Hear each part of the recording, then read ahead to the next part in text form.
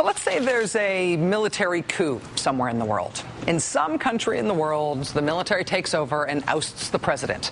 And our government, the government of the United States, is not cool with it.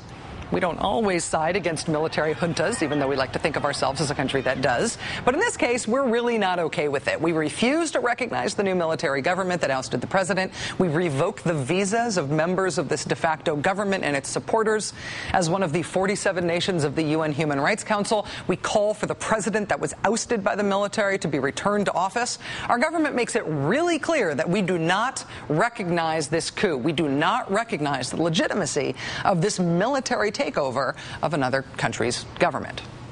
Now consider that a United States senator has decided that he's on the side of the coup.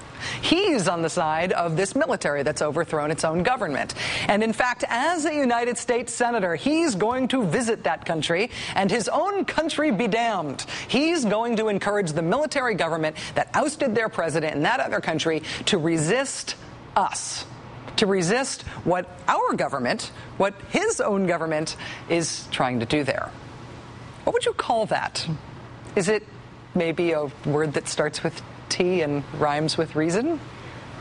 I don't want to jump to conclusions here, but I'm just not sure what else to call this. Whatever it should be called, it's what Senator Jim DeMint has just tried. At the last minute today, there was a dramatic development. The State Department, along with Senator John Kerry, chairman of the Foreign Relations Committee, on which Senator DeMint incredibly serves, presumably on the strength of his expertise as an ad executive before being elected to the Senate, the State Department and John Kerry blocked Senator DeMint's trip. Senator DeMint then became furious that his personal mission to undermine the foreign policy of the government he supposedly serves has been thwarted. And then there was an even more dramatic development. ABC News first reported tonight, and we now have confirmation from Senator DeMint's office that the trip is back on because they've done a runaround. Senate Minority Leader Mitch McConnell got the trip authorized through the Defense Department instead of the State Department, and so now DeMint is planning on going. House Speaker Nancy Pelosi is in Syria for talks with leaders of that nation, a nation our government considers a state sponsor of terror. Should Americans be concerned about Speaker Pelosi's trip? I'm Matt Straight, and this is Heritage in Focus.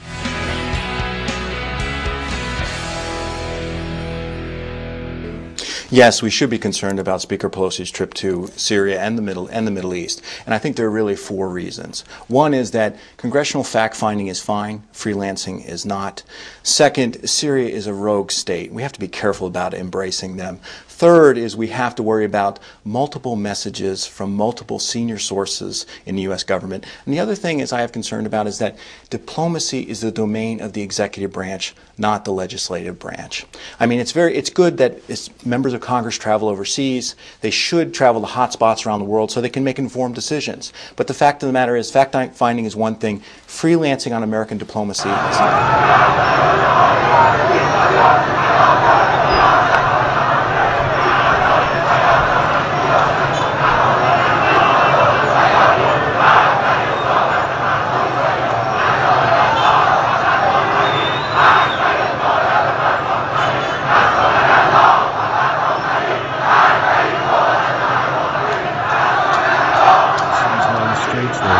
Burning and protesters are clashing with police. It follows what was a largely peaceful rally in the city today, attended by hundreds of thousands of opposition supporters demanding that the country's presidential election be overturned. Our people are after respect their votes and their rights. The genuine will of Iranian people should be fully respected. I'm closely following how this investigation into this election result will come out. There were reports of a gunshot at the rally, and it's understood a man has been killed, but it's not known if that was the catalyst for tonight's violence.